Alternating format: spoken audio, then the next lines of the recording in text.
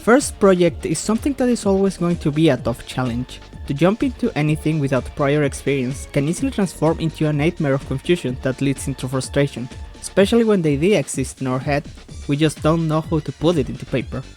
Despite this, many manage to pull through that first attempt, and end up with what is most often than not a satisfying but perhaps very rudimentary or rough result that can easily age more and more with time.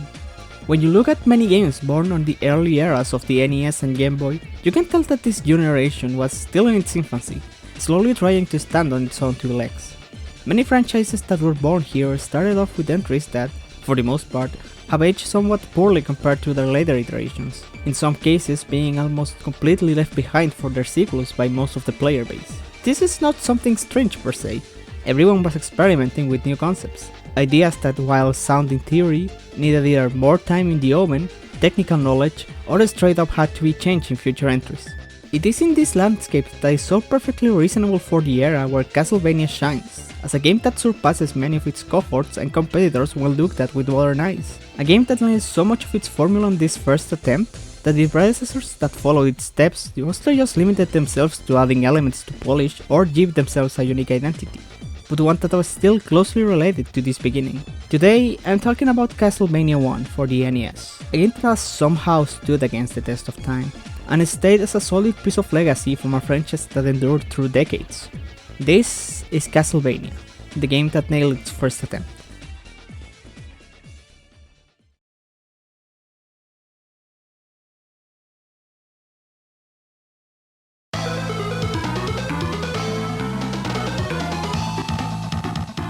If we are going to talk about the game's origin, it is reasonable to start by tackling the context of Castlevania's inception. Unfortunately, a fair amount of things are somewhat loose or straight up unknown to us, the general public, as Konami at the time didn't allow their developers to be credited in fear of other companies trying to lure them to their site. But from what we do know, the game was directed by Hitoshi Akamatsu, with a lot of the core elements that will remain for the entirety of this franchise being decisions taken by him, and its effects on the game are easily noticeable if we focus on how much Castlevania loves to pay tribute to the inspirations that brought it in. You don't need to know much about pop culture to quickly catch on to how much Castlevania as a series is deeply connected to horror films. According to someone who was mentored by Akamatsu, he was someone who loved film, and heavily connected that love for the media into its work, something that his co-workers also shared according to Akamatsu, who described that the people who made the visuals and music of the game were, quote, people who consciously wanted to do something cinematic, end quote. And this is something that can be felt throughout the game in more ways than just the ones that are right in front of us. Look, I don't need to tell you about Frankenstein's monster, Medusa, mummies, Dracula, Christopher V, Indiana Jones whip, etc. I can bet that most people watching this knew about the inspiration way before they even considered clicking this video. But I do believe it's important to mention it regardless for the sake of understanding how strong this passion was for the media, and how linked this ended up becoming to Castlevania. Even as it evolved, this series has never abandoned the roots that this original entry left, heavily focused on monsters from films and myths. It is a fundamental part of the Castlevania experience that started here and never left.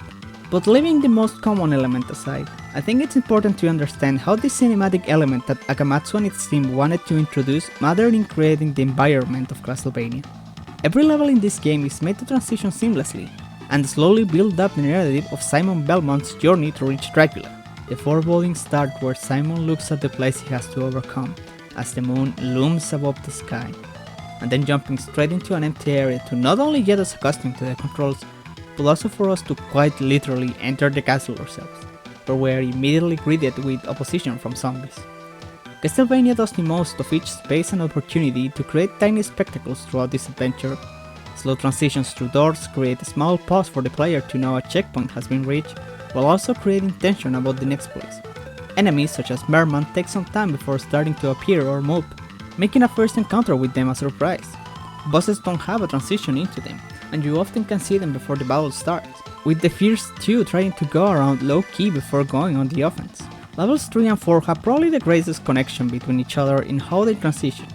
We find ourselves on the upper side of the castle, a ruined upper side that has deteriorated to the point where many paths are incomplete, and as we reach the end of level 3, we see the goal we need to reach, we see how high up there it is, only for the start of level 4 to drop us way down, right into a cavern full of most likely other humans who met a gruesome fate. This is not only great at teasing the player from what so far has been a linear journey, but it's also a great transition that works in terms of dividing the second half of the game, which is generally considered to be much tougher than the first, while also showing just how much of a threat Dracula and his army are, with many skeletons and what seem to be remains in the background, with the final stage having us finally at the same height as level 3, and when we reach Dracula's tower at the end, we can see the moon so close to the building, a perfect contrast to show how close we are to the end, and how far we have come. I'm gonna be clear here, I'm not trying to convince anybody about Castlevania 1 being a masterpiece of narrative, but the subtle elements that it utilized to make this journey feel special are something that I think deserve to be recognized. It makes a lot out of very little, and I think that is incredibly commendable for a game released so early on in the lifespan of video games as a whole. But there is actually one other reason why I think a lot of these elements are very noteworthy in my eyes, and it has to do with the fact that, to put it simply, these cinematic elements not only work greatly at creating a cool narrative, but a lot of these double on creating what makes Castlevania a game that has aged surprisingly well, and that is the way that a lot of these elements work at teaching you how to actually play Castlevania.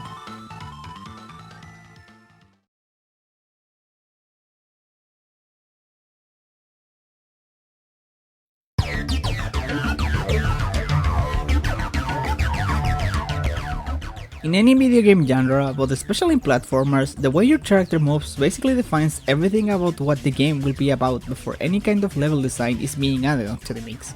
Most often than not, games that utilize mechanics such as momentum are heavily focused on the actual movement, foregoing level design too heavily focused on combat to instead let the player find ways to flow around the stage in their own unique way. In contrast, platformers that utilize more precise and slower movement tend to focus less on the expression of the player through their platforming and instead on their ability to tackle different scenarios the game throws at them, and how to solve them with the arsenal of options that they are given. Castlevania from the start is a game that is heavily focused on its enemy encounters, but it goes all out in the concept of precision and a slower pace, making it the primary focus of all of its challenges. Rarely will Castlevania put you in a place where the environment alone is a challenge, but instead they are but an element to the enemy encounters you will find yourself facing often. The Belmont lineage is infamous for its speed, particularly for their lack thereof. Simon is a very slow character compared to many other platforming icons, and he doesn't really have ways to increase his actual speed or to make traversing the world easier like someone such as Mega Man or Samus.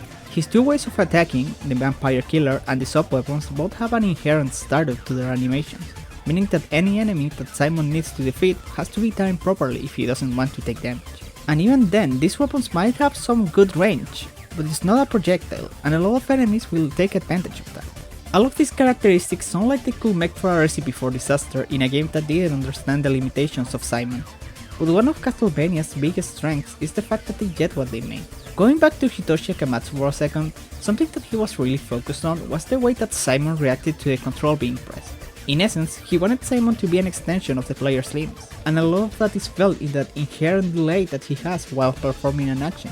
You don't swing a whip forward without winding up. You don't just magically jet momentum backwards after you jump. Everything in Castlevania needs to be premeditated, as it requires a risk every time it is performed. The jump and the whip are easily where Castlevania defines itself as a game that is all about the risk of committing to an action. Everything needs some level of premeditation before being done, as a reckless move can lead to damage and eventual defeat. You need to be in sync with Simon's capabilities to be able to surpass these challenges. A lot of Castlevania can be very tough to new players for this reason. It's a game that plays by a somewhat different set of rules that perhaps what some other platformers allow you to. There is a lot less leeway in how many mistakes you can commit, but the game is also smart enough to never overwhelm the player without giving him proper options to clear the situation, something I'll get to when I talk about the stages. Castlevania's style of platforming is incredibly unique in a lot of ways. It's a game where commitment is the keyword in everything you do, while at the same time also giving you small help that can very often let you push forward, mostly coming from sub-weapons. The sub-weapons in Castlevania were purposefully made with different goals in mind, and were never focused on being balanced equally. The knife and axe are basic tools that exist more or less to teach you about sub-weapons, and they are generally regarded as the weaker of the fight. The stopwatch, with its increased cost of 5 hearts, is not an offensive tool, but instead a support to teach you better how to interact with enemies so you could get used to them. This is also why only the first bosses are affected by it, as the further you go, you should try to stop relying on such a tutorial tool. Lastly, there's the Crows and the Holy Water, easily the two best sub-weapons available. The former being incredibly versatile thanks to its ability to hit multiple times and working like a boomerang, and the latter for being able to basically destroy any bosses it makes contact with. There is no way around it. You will quickly realize that you always want either of these two weapons, something that I think works fine enough, but I do believe that it makes the sub-weapon lineup a lot more underwhelming to look at. It is particularly egregious with the fact that you can easily switch your sub-weapon accidentally, and you don't have a way to get the old one back. It's a system that I definitely understand why it was made in such a way, but I do believe that you could have made the weaker sub-weapons a bit better. Something that I do appreciate about sub-weapons, however, is that the game gives you a heavy incentive for using them. If you manage to land 10 hits with a sub-weapon, the next candle you hit is guaranteed to net you a double or triple shot, and it lets you have 2 or 3 of your sub-weapon on screen. An incredibly useful element that motivates the player to try and manage the ability to get such a useful item with the limited resource that the sub-weapons utilize, a resource that resets on finishing a level, so you have plenty of reasons to try and aim for the extra shot item. I really do love the style of platforming that Castlevania has, as it is not something that to this day I see very often, besides its spiritual successor Bloodstain. It's a switch on the genre that I find awesome to play, and would love to see more games that aim towards such a style of platforming. I definitely understand that this slower, more methodical and punishing direction is something that is going to be incredibly niche by nature, but it is a style that feels so different from anything else that it makes me wish it was more popular. Now, of course, all of this talk has been about Simon and the way that he works in the context of the game, but that is only one half of the story. As for the man to be able to walk, we need to also have a floor for him to stand on, and I think the terrain that makes this man's journey is surprisingly solid for the most part.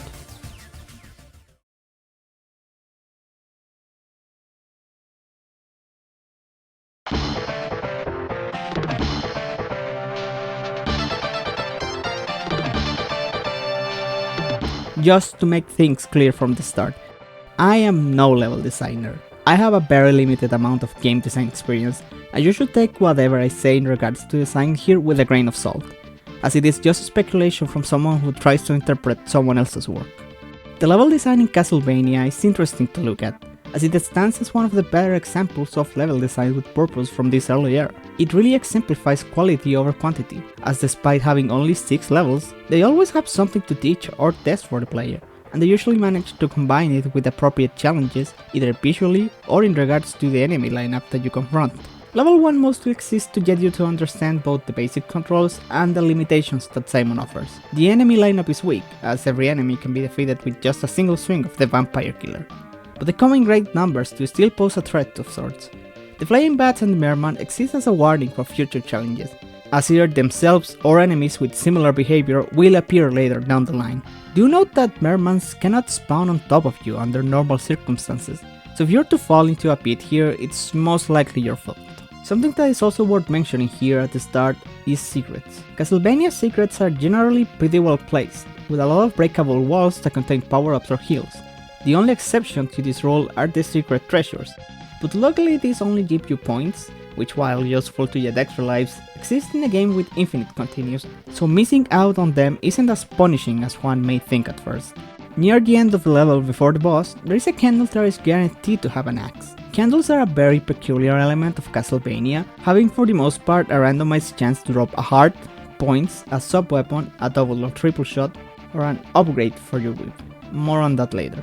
Despite this, there's a fair amount of guaranteed drops in certain candles in the game that are designed to give you a fair shot for whatever will come out ahead. Rarely will the game leave you for a long time or right before a boss without at least a maxed out whip and a sub-weapon. As for the upgrade system for the Vampire Killer, it's a bit weird because while it does exist, they will always prioritize getting you the upgrades before anything else, so its existence feels more or less superfluous on the whole. Then again, I think this game will be a much worse experience if you didn't have a maxed out whip most of the time. Back to the axe they give you though, this weapon is very much effective against the giant bat, which is basically the clearest sign of how important your sub-weapon is going to be for bosses. There isn't much worth mentioning about this and the second boss, they can mostly be brute force because of how little damage output they have. Level 2 ups everything you have fought up to this point by having enemies that require more hits, but especially because it combines two things that a lot of players dread. Pits that will instantly kill you, and Medusa heads, an enemy that can feel incredibly erratic due to its movement pattern and constant spawning. They are one of the most hated enemies by most Castlevania players, but I don't think they are too bad in this game, since the pattern is very straightforward and can be taken advantage of to very often skip past them. There's 2 instances of empty hallways with just Medusa heads, and you can just walk right past them, which is kinda silly if you ask me. Level 3 ups the pacing by, first and foremost, increasing the damage you take.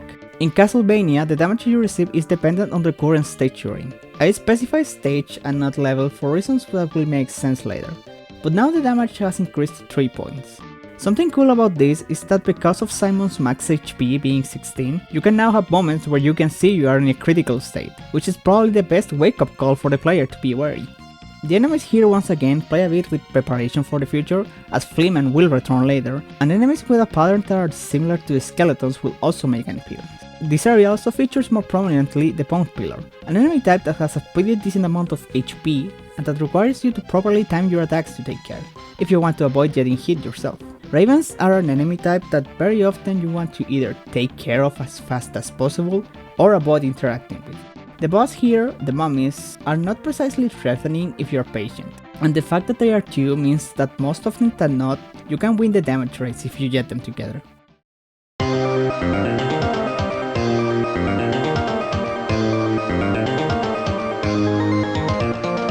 The end of level 3 and the start of level 4 can be considered in many ways to be when the game picks up in challenge.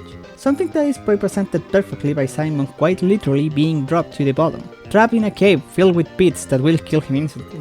The change of aesthetic is great for creating a more tense atmosphere, as this is the first stage that will teach you that mastery of the game is heavily rewarding. Both this stage and level 5 have a very early holy water, which is incredibly useful to take down their respective bosses without them being a nightmare. But in order to accomplish this, you have to go through the entire stage without dying or picking a different weapon by accident.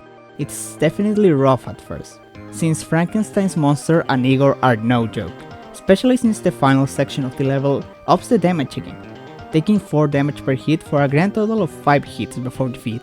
There's also this section before the final part that really exemplifies how good Castlevania is at pacing itself properly to be a tough but fair challenge. The birds will never get in a position where you are at risk of having to interact with them, and the way that the flimmer drop means that you can always go towards them and hit them before they get a chance to move if you're careful. They will overwhelm someone who doesn't understand this and panics out, but can easily be surpassed if given proper attention. Frankenstein's monster as a boss is a big jumping challenge compared to everything that came before, and that is exclusively because of his friend Igor, a flamer that shoots projectiles at you in intervals. It's super easy to get overwhelmed by this boss, but I think that is also what makes it great, as it takes the premise of the double boss that the mummies were using and transforms it into a strength as opposed to a weakness. You have to focus on the monster, but it's also a good idea that whenever you're able to, you hit Igor to make him unable to attack for a little while.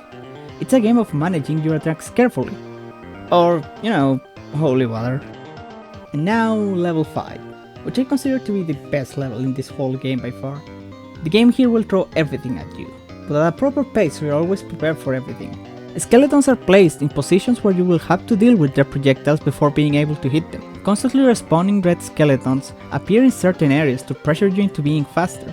Bone pillars return, and the new and probably second most infamous enemy type in the game appears here, the Axe Armor, boasting an incredible defense capable of sustaining 8 hits before being taken down. They are presented to you in fairly inconspicuous areas to get you used to the way they behave, before jumping into easily the most infamous area of the game, the Death Hallway.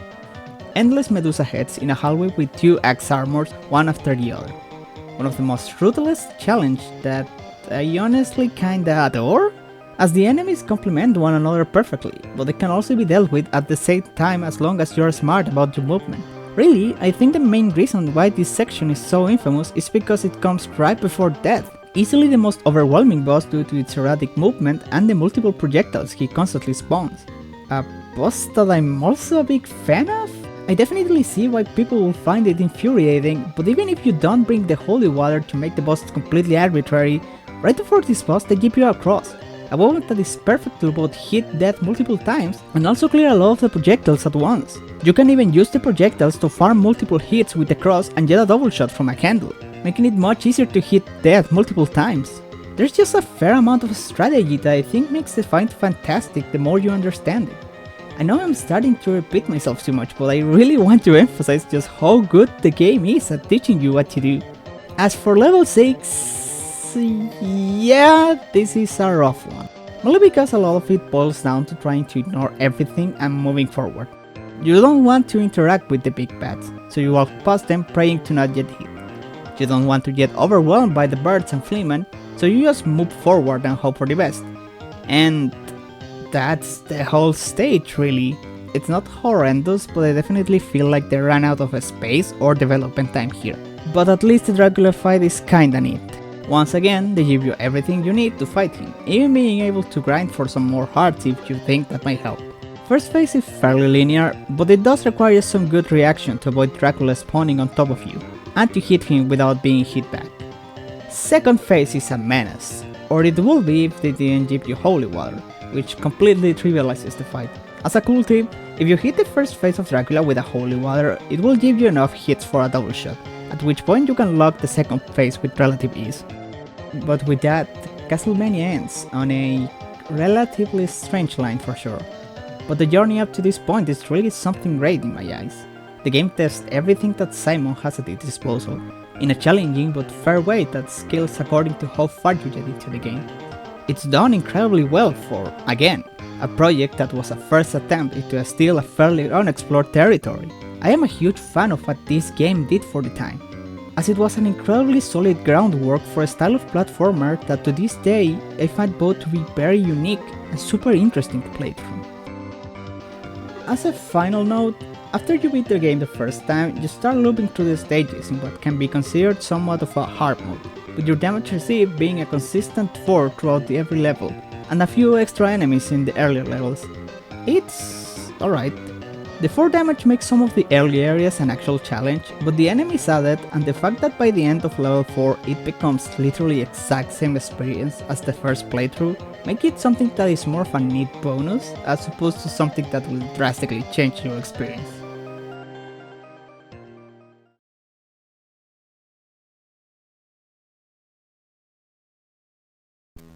When we talk about visuals of the NES era, Castlevania has stood the test of time pretty alright.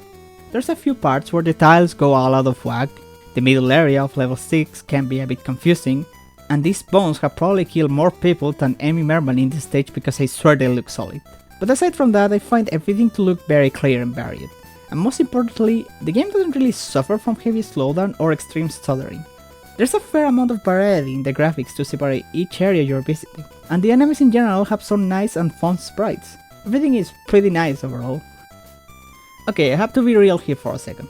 I don't need to tell you anything about Castlevania music. It's easily one of the most recognizable soundtracks of this era of gaming, and to this day most of these compositions are fondly remembered. Hell, even Castlevania developers know this, as almost every single song that exists in Castlevania 1 has been remixed in either some other game of the series or a game where Castlevania is featured. So instead of making you hear the versions that you most likely already know and love, I want to feature some of my favorite official remixes of a few songs from the game, as there is a lot of variety to enjoy, and I highly suggest that you go check them out.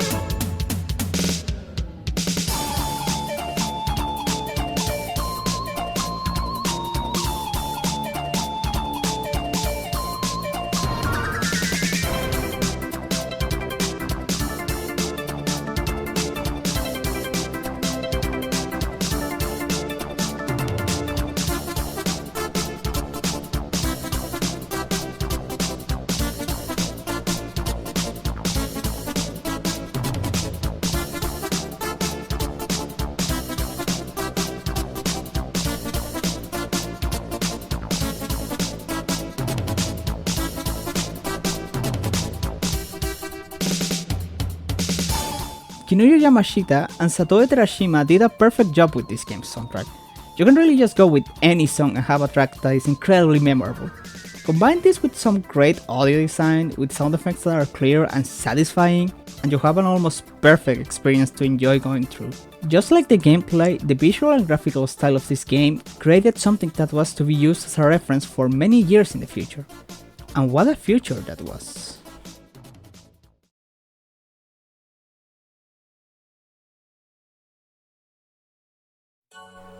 I wouldn't be surprised if some of you had a question on your minds when you saw the title of this video. What is there to say about Castlevania? I am talking about a precursor to a series that in its heyday was acclaimed as one of the big series of Konami, one with a catalog filled with so many options from different eras, a game that has been discussed with many before me, and that will most likely also be talked about by others in the future. It's got a legacy that has made it a game that will forever remain, but I think that is also why I want to talk about it. I picked this game to make a video about because I didn't play Castlevania much until much later in my life, when I decided to go on a journey to play through as many different games as possible, including many classics of this era. Castlevania was of the ones that stood out to me because of the way that it just does everything so right. It's a game that I fell in love with immediately, that feels so completely foreign to many ways to other game series, even to future Castlevania itself. It has a style that has so many specifications in the way it was built, that makes me love it in a way that not many other games can accomplish.